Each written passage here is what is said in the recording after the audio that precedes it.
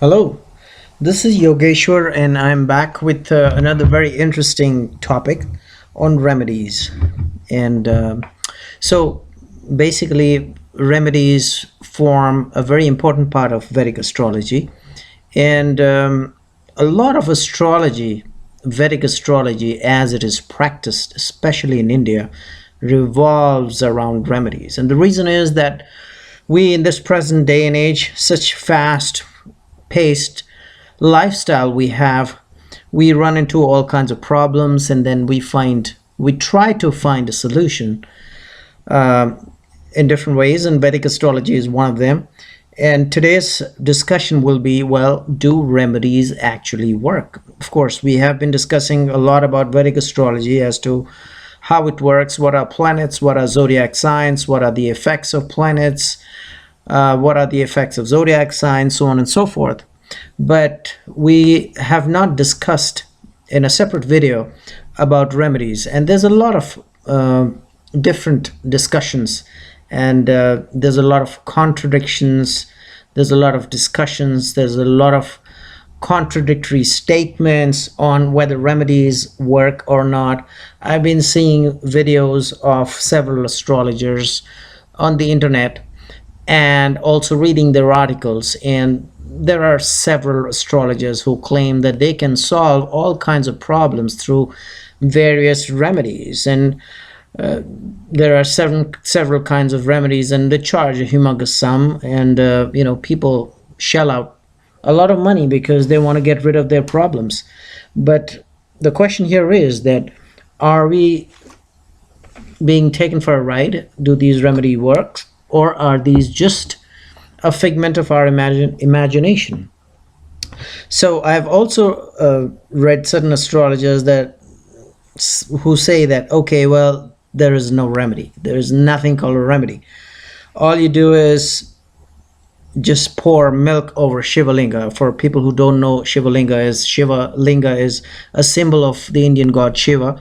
So this gentleman astrologer said that, well, I've tried all kinds of remedies myself, using rudrakshas, using gemstones, using mantras, using all kinds of yantras, but nothing worked for him. The only thing which worked for him was pouring milk on Shiva Linga. So he's recommending to everybody, all of his clients or his followers, that don't do any remedies, just go to a shivalinga and pour milk on that.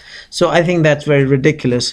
I think we have to go deep into what remedies mean, and what have been practiced, especially in ancient India, for thousands of years. What is its origin?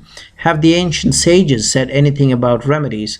And do they actually work in practical life as we see in today's day and age? And like I said, we find a lot of present day astrologers who prescribes all kinds of remedies, and they say, well, pay them a hefty sum of money and they'll give you a remedy, and boom, that's it. They will take care of all your problems in life.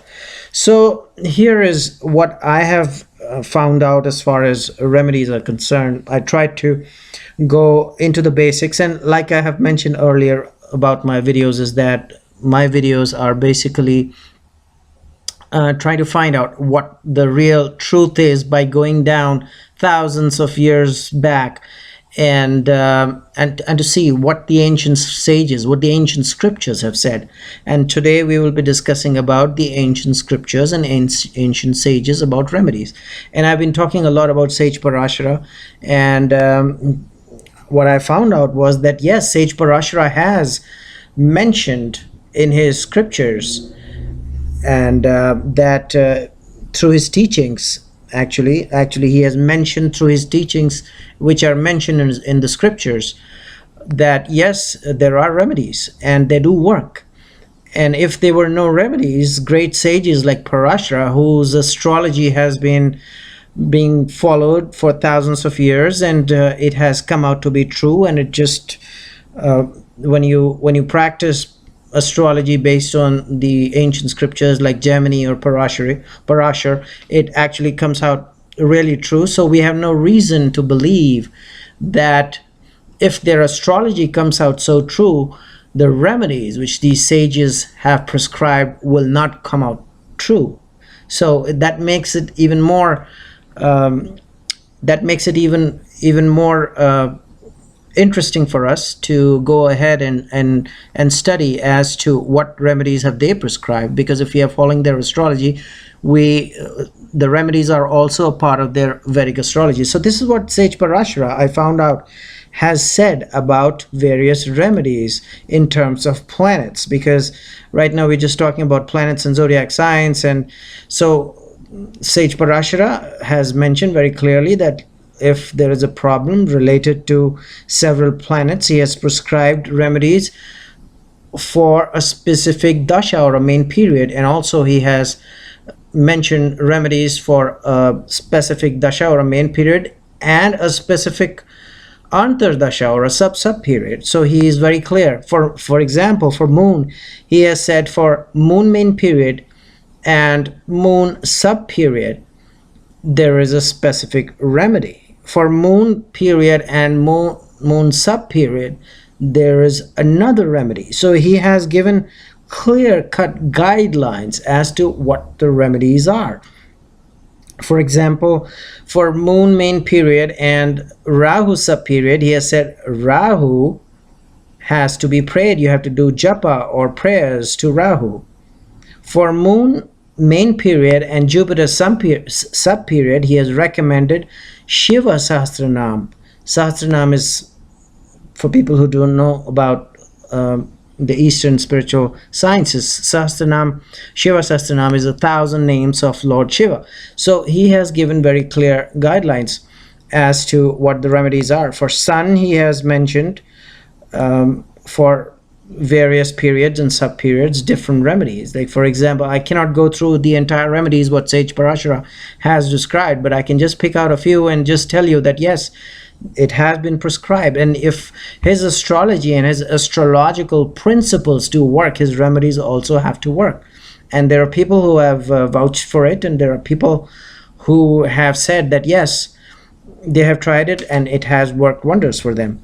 Like, for example, Sage Parashara has mentioned for a remedy for sun main period and the Mercury sub period, which is the main period means the Mahadasha of sun and the Antardasha of Mercury. He has mentioned Vishnu Sahasranama. Again, Vishnu Sahasranama is nothing but thousand names of Lord Vishnu. He said, chant these and your problems will be over.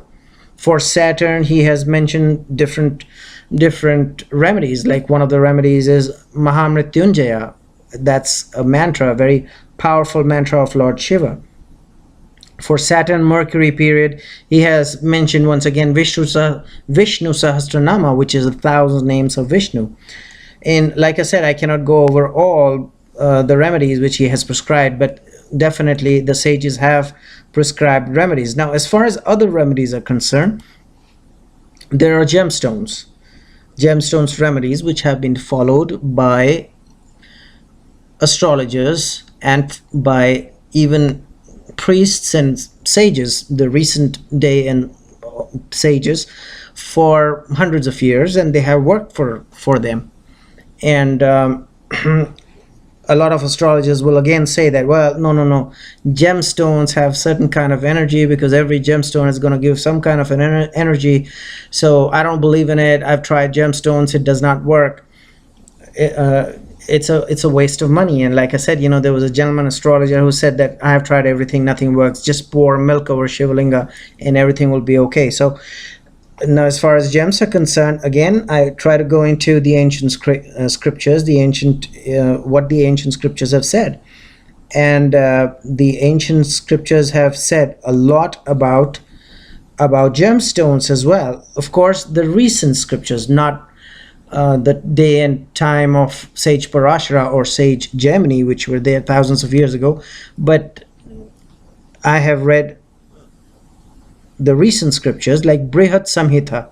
It has described that a gem with good characteristics will bring good luck.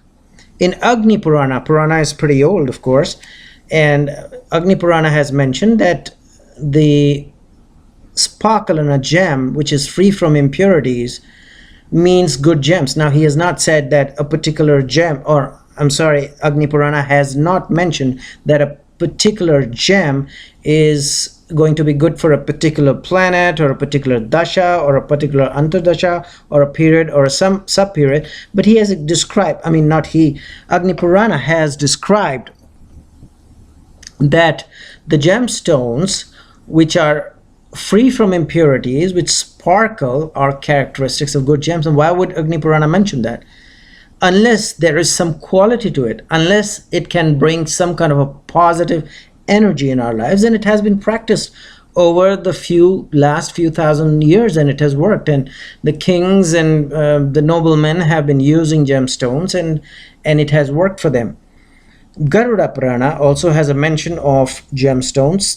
Garuda Purana has mentioned that gems, if they are cracked within or are sandy, or if they are rough or dull, will not work as good gems. Now again, Garuda Purana has not mentioned that a particular gemstone is related to a particular planet, or a particular gemstone will bring a certain kind of a benefit related to a particular zodiac sign or a planet. But Garuda Purana has very clearly mentioned that good gems are those which are not sandy or cracked. Why would Garuda Purana mention about gems? Unless Garuda Purana was trying to communicate that good gems bring good luck and positive energy or positive results in our lives.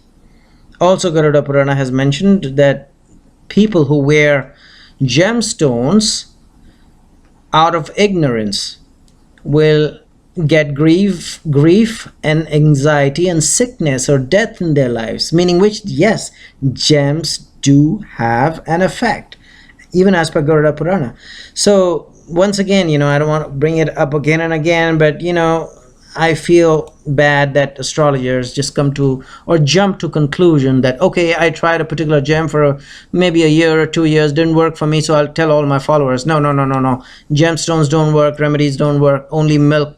Just take a bottle of milk and pour it over Shiva's linga, and then boom, everything will be okay.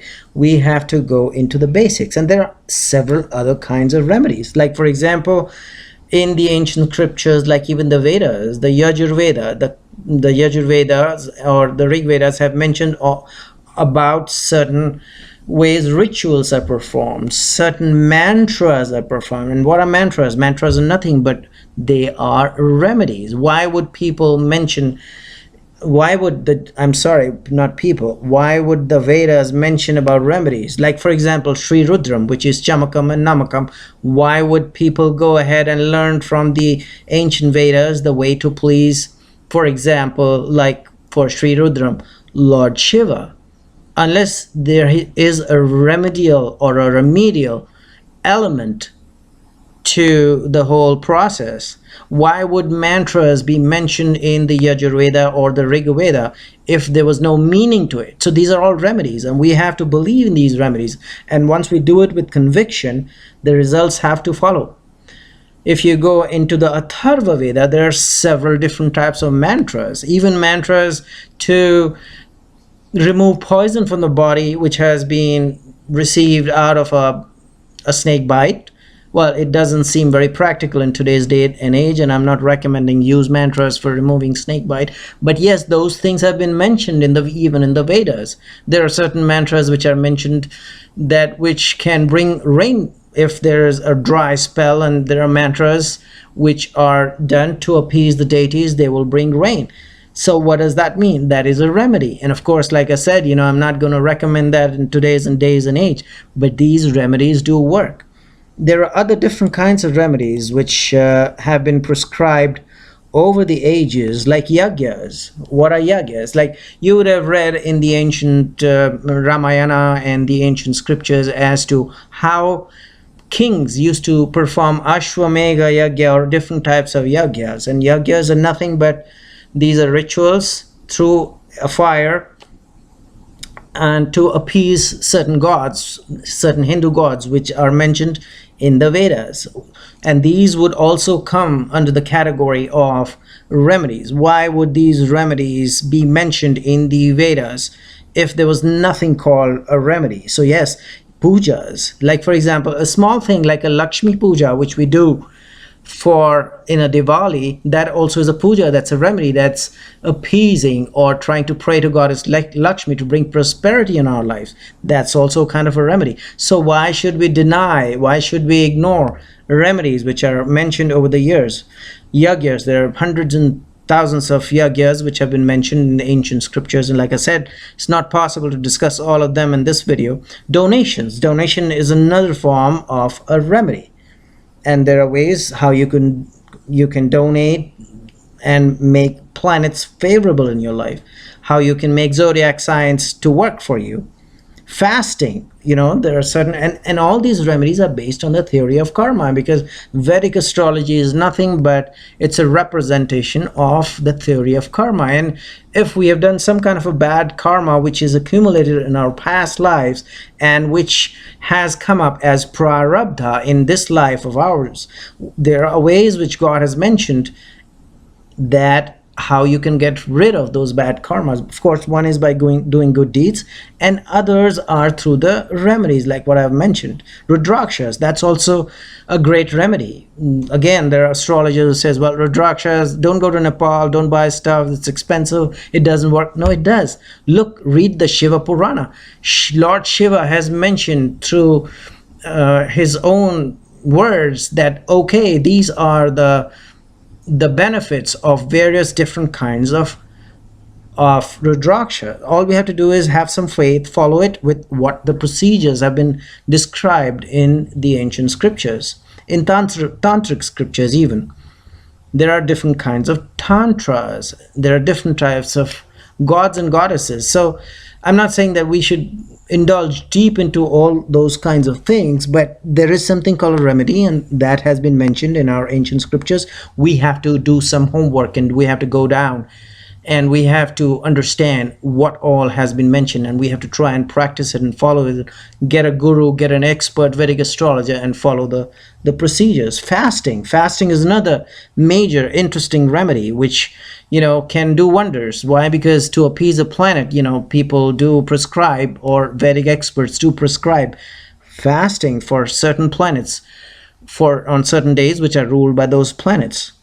Yantras are also instruments in English, which works as a shield against all kinds of negative energy. And yantras, we're going to have a detailed discussion on different yantras and different mantras and different kinds of remedies in our subsequent videos. But I just wanted to make this video because what I saw in the internet was totally ridiculous. On one side, there are all kinds of astrologers who are giving guarantees that, okay, follow my remedy and everything will be perfect, and give me thousands of dollars or whatever. And on one side, there are astrologers who are saying, no, nothing works. Rudraksha, useless. Gemstones, useless.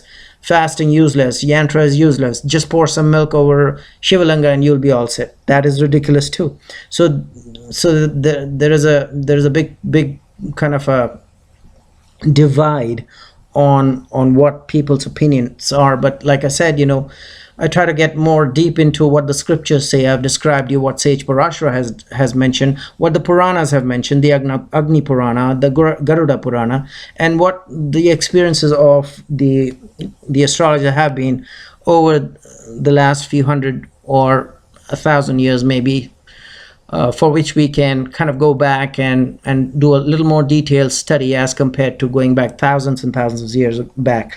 So this was my little topic on remedies, and like I said, I will be having more videos on what specific remedies are and what kind of stuff can be done, and what are Rudrakshas and what are yantras and what is fasting and what is donations, and what kind of yagyas can be done, and what kind of pujas can be done. I mean, this is ridiculous. One of the astrologers mentioned in his videos that, okay, well, Rudrakshas come out from Nepal, and Nepal is so poor, so how come if Rudrakshas work, then Nepal would not be poor? Well, is this a reasoning? Just because Nepal produces Rudrakshas, is it supposed to be very rich? And if it's not rich, that means Rudrakshas don't work? This is not acceptable. So gentlemen, let's go, ladies and gentlemen rather, let's go into the scriptures. Let's find out what the real story is, and I will open up slowly and gradually through my subsequent videos what the ancient scriptures have said, what the sages have said, specific to remedies and how they have to be followed. So hopefully you enjoyed this video, and I will be back with another video in a very short period of time. In the meanwhile, I will recommend, please check out my videos and check out my website, subscribe to my channel, and goodbye.